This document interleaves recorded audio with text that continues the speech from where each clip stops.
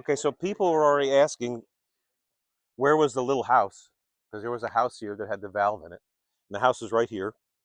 If you look, you'll see that there's ropes tied to the tree. Oh, yeah. Now I know that What's down there? a young guy, Bull Weidman, tried to find this valve once, but we paid a skin diver, scuba diver, 2 years ago to go down in here, and he found the valve. Is it And a rope was hooked to it. Somebody had a rope on it already, but it was on the bottom. I think the red one was on it. We tied the other one to it, just be careful because there's poison in it. and then we put a come along on this tree to try to lift it out. It's separated, but there's a stone wall. This whole thing was built out of stone to begin with, and the wall dropped off, and the valve kept hitting the stone, and we couldn't get it over it. So Wayne Pratt was going to bring a piece of equipment out here and lift it up out of the water. And we found the company that made the valve. They're still in Troy, and they sell to repair it if we wanted to repair it. That's pretty cool, right? They're still operating. Yep. It is. It is. It's Ross valve. And I talked to. We couldn't tell. That's why we want to get out of the water to see. We believe that it wasn't wide open, but we want to get it out and take a look at it because we don't know. I mean, is it workable? Is it a working? We don't know. Is the valve When pass through end of a pipe? it broke off, and So we it's think what happened. This is what we think happened. You know, this structure got widened many times because it became a county road, and they had to make it wider and wider to be illegal for a road.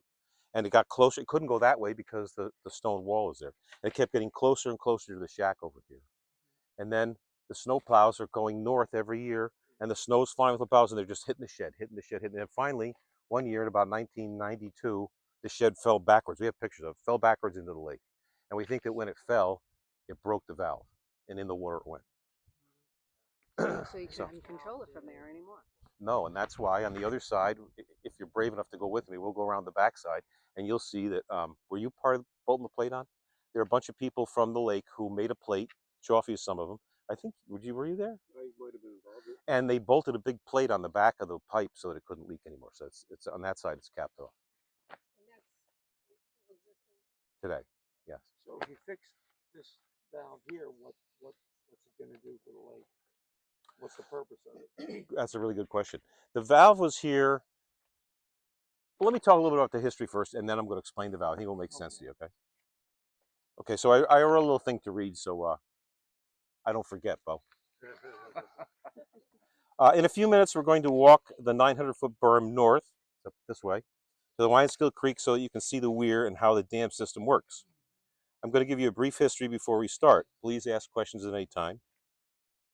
Where does the Wineskill Creek start? Anybody know? Where's the beginning of the Wineskill Creek? Who said that? Actually comes out of Glass Lake, but Crooked flows into Glass, and it comes out of Glass Lake. Good answer. Where does the water in Glass Lake come from? You read the books. I just grew up there. So Taborton Mountain is 1,200 feet higher than the lakes, and it's a huge watershed. And all the rain, and I'm now tracking the rain in Taborton and the rain in Burden Lake. And all the rain that comes from Taborton washes down the mountain, goes into a couple of streams. One stream goes right by Ties, right by TBA. And there's another one that doesn't go in the lake. It's near where my daughter lives, but it goes behind Town Tavern. There's a stream that's called Horsehaven Brook that runs all the time, and that meets up with the Wineskill somewhere behind Tremont's in there. They come together. Right? So that's where all Burden Lake, the water in Burden Lake, we have hills around Burden Lake, and there's watershed when it rains. But that only gives us about a third of the water in the lake. 2/3 of the water comes from the Wineskill. We'll see up here. It comes from Taborton Mountain down the Wineskill and empties into Burden Lake. So that's really where our water comes. And that gives us fresh water every year. Sometimes the lake is too full, and then it levels out and comes back down. But without that fresh water, we'd be in trouble because there'd be no other source. We do think there's some natural springs in the lake on the third lake, but there's no other streams that flow into Burden Lake. There are some spots where it looks like there's a stream, but they only materialize when we've had a big storm and the rainwater collects into a gully and flows down the lake and it looks like a stream, but it's not really. They don't flow all the time. The Wineskill Improvement Association was a group of about 30 mill owners along the Wineskill Creek from Glass Lake all the way down to Troy. Their biggest concern was having enough water to run their water wheels to power the mills. So this was strictly built as a water storage reservoir. In 1929, the Wineskill Improvement Association begins damming Crooked, Glass, and Crystal Lake. they still didn't have enough water to power all 18 mills downstream. The Wine and Skill Improvement Association located a valley full of farms that had a seasonal stream in it. It was the outlet stream, sometimes referred to as Flat Rock Creek from Martin's Lake. Where was Martin's Lake? Third Lake. The end, the south end of the Third Lake. That seasonal stream flowed north and met up with the Wyanskill Creek near Gardner Road, and it still does today. It went right underneath where we're standing, through the woods, and it hit Gardner Road where the Wyanskill is. That's what it used to do. Martin's Lake was located at the southern end of what we now call the Third Lake. It was created by the last ice age.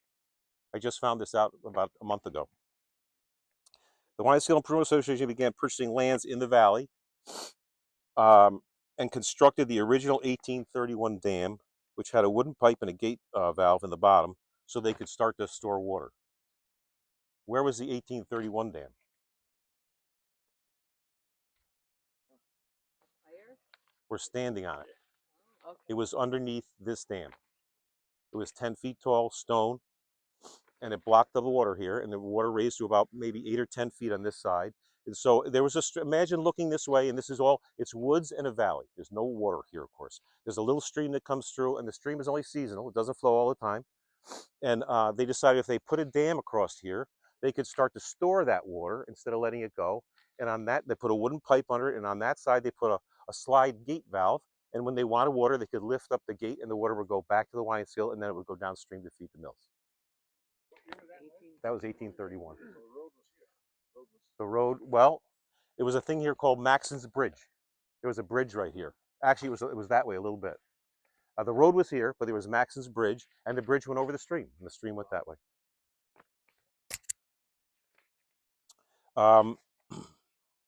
The runoff from the hills that make up our local 4-mile watershed began filling the valley. After several years, it had started to fill the valley, but only raised Martin's Lake 18 inches. They still needed more water to run the mills. In 1843, the New York State Legislature passed a law, Chapter 73, allowing the Wine and Skill Improvement Association to control the flow of the wine and skill, build dams and dikes, and to flood purchased properties. And that was a big deal that the legislature, New York State Legislature, had to prove it. It's the first time anything like that ever was done. And funny, I went and looked the other day at a map of Albany in 1843. That's where it would have happened. Albany was tiny. I wrote it down. The population of Albany was 34,000 then. Today it's 913,000. So it's a long time ago. Okay, so another little thing to keep us on track. What was happening in 1843? This blows my mind when I read this here. A large-scale migration known as the Great Emigration saw thousands of pioneers heading west in covered wagons on the Oregon Trail. That puts it in perspective, right? Cowboys and Indians. Why was the water storage so important in 1843? Why did they want to build this thing and store this water? Maybe you got an idea? Water was power. They had these mills. It was the beginning of the Industrial Revolution in America. The only power they had was water power. There was no electricity. So they needed the water. All the mills were built along whatever streams were available, and they turned the water wheels, and that's what let them start to do mechanization and manufacturing. And this is northeast. This location was one of the few places that had elevation and water at the same time. A lot of them had elevation but no water, or they had water and no elevation. Were the mills there at that time? The mills started a long time ago. The Van Rensselaers owned everything, and they would lease what they called a mill site, a water privilege site, to people who wanted to build a mill. And there were 30 sites from the Wine and Skill from the beginning all the way down to Troy. So at different times, a lot of those mills had a business thrived and then went out of business. Somebody else bought the mill and started all over again. So the mills became many different businesses over the years. You're thinking of Faith Mills, which is up here. There's still the big buildings, but there were many mills there were, I think, a total of 30 mills, 30 sites all along the Wine School where people had mills. So they all used that water. Yes, yes, they did. Yeah, they did. There's a big dam there. I was on it the other day. It's a beautiful dam. We went on a Mohawk industrial tour of Yeah, Fortech that would be great. many years ago. Mhm. And when Fortech still had the factory down by the water. Yeah. they could still show you the pulleys in the ceiling that That ran all the belts. They're on the machines. If you look at Cohoes, all of Cohoes was multi-story because they were running belts Everywhere. Third floor, and underneath, you see those lower areas. That was all canal where they diverted the water down to the mill. You have to wonder how many people got killed in those days with the belts spinning, A little because you didn't stop them. You funny had to thing put the about it, belts on so when they moved. the guy who built the largest water wheel in the world at the time. Yep. You know what his name was? Ferris. Yeah. No, sorry. No, no. You're close, but let me explain what you just said. Jesus. Henry Burden built the largest water wheel. You're right. It produced 1,200 horsepower, and Ferris went to RPI, and he was fascinated by the wheel, and he invented the Ferris wheel for a ride. Yeah. That's where Ferris comes in. Okay, so we're talking about 1843. When did electricity become available in our area? Any ideas? Guesses? 1900 or so? Electricity was installed in New York City in 1882 as a small experiment in the beginning, and it wasn't available here until early 1900s. Many areas still didn't have electricity in the 1920s. So in 1843, nobody had any clue what electricity was at that point. And this is, I can relate it to us. It's like when we were kids, we didn't know about computers or the internet or cell phones. It didn't mean a thing to us. And now it's everyday life, right? In 1863, the Wine Skill Improvement Association purchased the rest of the land from the farmers in this valley, and they raised the original dam that we're standing on 10 feet, and they also raised the existing Tabor Cross Road and Calkins Farm Road. Now, where were they? Well, Cook's Farm Road is down by Case. What is that? Cook's Farm is just before you get. That's where Calkins Farm was. Yeah. But the second dike road was called Calkins Farm Road because it went by the farm. There was no lake, but there was a road with a little bridge over the stream that left Martin's Lake. And the same thing is true with Tabor Crossroad. There was a farm at the end of the first lake called Tabor Farm, the end of the second lake, I guess I should say. No, it will be on this end. And that road was called Tabor Cross Road. And the same thing, they had a little bridge over the stream that flowed out. And so when these guys started to raise the water, they understood that it was going to be a problem. Those roads would be flooded. So they raised the roads a little bit. And here's an interesting thing. Where the stream flowed originally, they put big wooden trunk lines, pipes, so that the stream could flow through the pipes underneath the road. Then they raised the road on top of it. Now, they also put the openings in that we think of today that we go through in a canoe or whatever, right? The openings were put there so that water could come in the lake. It came this direction. They knew it had to get in the other, they call them compartments. It had to get in the other compartments. So really the openings were let water in. Why did they have the pipes there at the bottom? The pipes are there so they could drain every drop of water out of these three lakes. Because that's all they cared about was water power. They invested all their money to store water. And if they wanted all the water out of this reservoir, they could drain it right down to almost nothing. That's why, and the pipes are still there. Then where's the power coming from? Well, they would have used it all up to power the mills, usually in the summer, late summer. It's a drought. There's no rain. And then they would eventually fill it back up again. But if they had to, I don't know if they ever drained it all, but they could. That's why they put the pipes at the bottom so they could take it all if they needed to. Are they in the same areas as the culverts?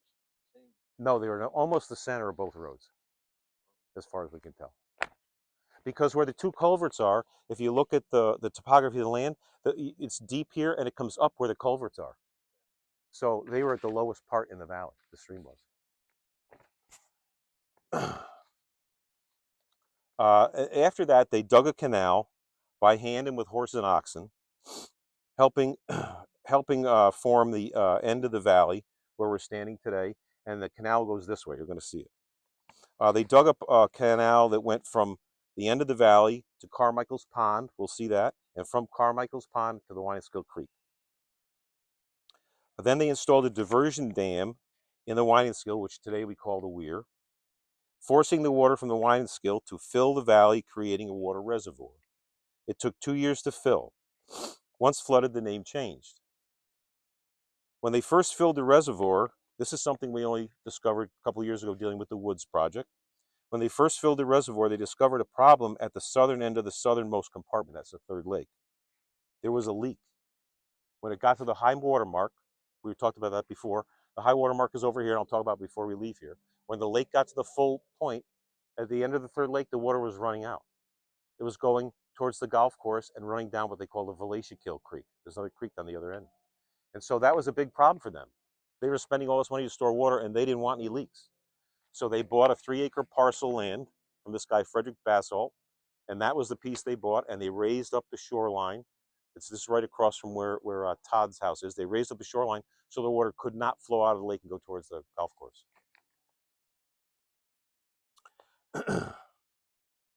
By the way, that's how we proved that we owned parcel A.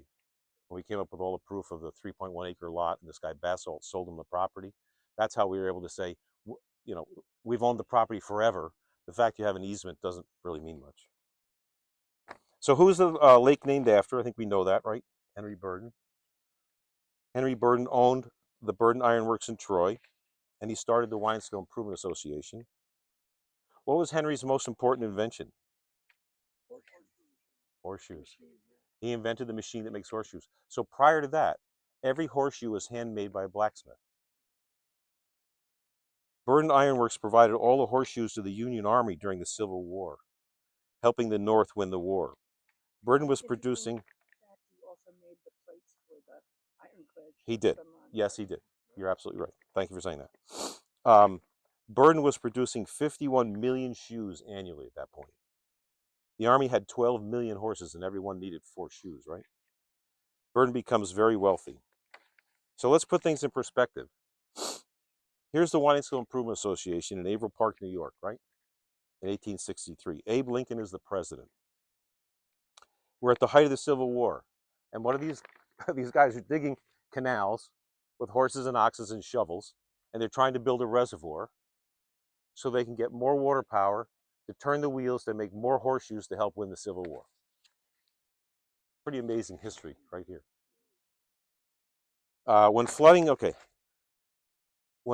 reservoirs, they had to establish the maximum height of the water with a pin in the rock. Now they did that because they bought the land from the farmers. The farmers wanted to know for certain how much land were they going to take, because the higher the lake went, the more land they took. And that's why they put a pin in the rock so they couldn't go any higher than that pin. And that's what set the high level of Burden Lake. It sets the high level, and in the back we're going to see the weir. That sets the normal level of the lake. So right across from us is the pin. Now you really can't see. I'm going to point to this dock that has the pontoon boat at it. You can see it. You see there's a blue tarp next to it? Yes. On the shoreline. Just next to that is a big rock, big flat rock, which a lot of people remember said Camp Loretta for years. Yeah. The rock was painted white. Yeah. It did. But in that rock, Camp Loretta's not there anymore. I mean, you can't read it. But in that rock is the pin, the original pin from 1863. And that sets the high water mark for the lakes. Okay? Have you been over there to look at that? Yeah. Oh, yeah. What's the difference there in that mark and the weir? The weir is 2 feet lower. So on top of the weir, they had things called flashboards. And when they wanted to raise the lake to the full level, they would raise the flashboards. The flashboards would take an additional 2 feet of water and fill Burden Lake. When they didn't need them, they put the flashboards down and the water just went over the head on over the Wine-Still. The boards? Well, I don't think they've existed for 100 years now. They've been going a long, long, long, long time because they didn't have to raise the lake. Once electricity came in, the mills didn't have to be along the stream anymore. Actually, steam power came in before electricity. And Burden, who was building this, funny thing, he was building this. They flooded in 1863. In 1864, he built a brand new plant along the Hudson, and it was all powered by steam. But he still used the old plant and the big water wheel to make things. So, does anybody have any questions? Oh, yes, Bo. What was the dam? Oh, that's a really good question. I'm glad you asked me that question. Okay, when the Burn Lake Preservation Corporation was 6 guys who bought the bottom of the lake, you could say from Portec, but there were a lot of other things in between. It's very messy. I've tracked the paperwork, but in the end, they formed a thing called the Burn Lake Preservation Corporation, and these 6 guys from Burn Lake bought the bottom of the lake. And I'll be perfectly honest with you, I don't think they exactly knew what they bought when they bought it. We were in at the weir 4 years ago trying to do some work, and the DEC contacted us and said, we didn't own the weir. We said, what do you mean we don't own the weir? It was owned by 2 other people up there, 2 neighbors. And then somebody in this group said, how do we know we own the dam? And we said, well, we don't know because the paperwork doesn't say we own the dam. And after doing a lot of research, we believe that the Burden Lake Preservation Corporation never bought this structure. We bought it, they bought it based on tax maps. And tax maps are notoriously wrong, but the tax map shows we bought land on this side of the road and on that side of the road. And in between, we didn't buy. Please. My brother was working with the Glass Lake Association, and there was a discussion. They were part of it. These lakes and other lakes in the area. My wife Connie was part of the initiation. When my brother called her up and said, "We want to turn over the ownership, if you will. How do we go about it? We want to turn it over to the Burden Lake Improvement Association." That's what they wanted to in the beginning. Yes. So I have a piece of paper. I don't know if you've seen it. Diary transaction. Oh, I'd love to see it. When I get that. Yeah, that'd be great. But that's where it came from. Glass Lake Association for a buck ended up selling it to. And then, and actually, when they acquired it, they acquired Crystal and Glass at the same Crystal, Right. Glass, and Crooked, and they had to then redistribute them back to those lakes. Yeah, So it was pretty sticky. We own their. They each owns their own. But the Crystal Lake owns their own, Glass Lake. Their associations do. Right, right. So it's pretty tricky here. The fact that we know the Wine and Skill Improvement Association built this dam. It was not part of our transaction, nor was the weir, which really is important to us. So the question becomes, who owns the dam? We believe that the county owns the dam. The county has maintained the road since 1939. In 1948, we have information from the James Lilly book that the county raised and widened the structure at their expense. They super elevated the road, making the water go that way. The counties had done a lot of things to the structure, and our attorney and the BLPC believes that actually the county owns the structure. So that's one of the things that's tying up all the things that are going on. I mean, we're still waiting for a grant. We don't have the grant yet. That has nothing to do with the grant, but we're in the middle of a whole negotiation process with the DEC and the county and the town. I thought the county claimed they did not own this road. They do claim they don't own it. We're in the middle of negotiating about how to do it. Now, along comes 1982, I think, and the town gets a permit from Portec. They get an easement from Portec to dig up the dam and put a sewer line, the whole length of it. All right, so what do? This dam is an earthen dam. The one built on top of the river is called an earthen dam. When they built earthen dams, they would fill the middle of what they call puddled clay, and it would be compacted. And that's what helped make it be waterproof. Along comes an engineering company. The engineering company should have known you never dig up an earthen dam. There's no reason to dig up an earthen dam. All you do is compromise the integrity. They dug up the entire length of the dam. This is 22 feet tall. They went down 10 feet with the two manholes. And I don't know why it didn't collapse then. Thank God it didn't, but in my mind, it could have collapsed then. And then they backfilled it. And so we also have a problem because the town has a sewer line in the middle of a dam. All right, ready to start going? Any more questions? Okay. Okay. Okay. So let me go back to your original question. You said, why do we need the valve? Yeah. So in the early days, of course, when they would fill this lake up and they wanted water to run the mills, there was a guy who worked in this little house every day. In fact, he filled out a form. We have copies of them. How many gallons are in? What was the height of Burden Lake? He would do Burden, Crystal, Crooked, and Glass. He would give them every day. He would send it to Troy, and we have copies of it. And even in the 1950s, there was a guy in this booth working doing that. We think it one. Our main source of water right here. No, that was the way the water left. All right. This is how they got the water to go back to the wine and skill to go down and feed all the water wheels. So they would. Is that the wheel that we turned when the water got too high and we wanted? Yes, you could let water out. Like the association would come down and turn this thing. In the end, that's what it was used for, but that was not the purpose of it. There's The a big purpose. battle there going on with that. Somebody would open it. And somebody this would guy close come it. Over here, he closed it. This guy would open it. It's just like everything else that happens on Bird Lake. It's a big argument. Yeah. So let me just be clear. We think there was even a telegraph that was hooked to this little building. And from Troy, they would say, open the valve. And this guy would open the valve. And 6 hours later, they'd say, we got enough water, turn the valve off. And they would turn the valve off. It's like a garden hose, open up, close it down. Yeah. So that's what this guy did every day, all day long. He opened and closed the valve. Because they didn't want to waste the water. They were using it for power. They didn't want it just to go by a mill and not get used. You only use the water when it's like electricity. Don't just let it run. We use it, the way we really need it. Wine and Skill Improvement Association. So it's part of the corporation. Part of Wine and Skill Every Improvement. employee Yep. regulated. Every So day worked in this building. how did he work it out with the people that camped on the lake? There were no camps in those days. Talk about 1843, 1863. There was no camps You said up till 1950. up until 1950. And now I have seen. It's funny that you said that, Ernie, because I have seen some letters that were Portec letters that said people on the lake were complaining because the level was too high. What do we do about it? And sometimes they would release the water because in the 50s, the only thing they used the water for was cooling in the mills. They didn't use it for power anymore. So they could say, all right, let some water out. Just let some out. We don't care. You know? But before that, when they were using it to turn the water wheels, they didn't want to lose a drop. Do we think anything is coming in and out here right now? We don't even know. We don't know. It appears, when we go on the other side, you'll see there's a little pond on the other side.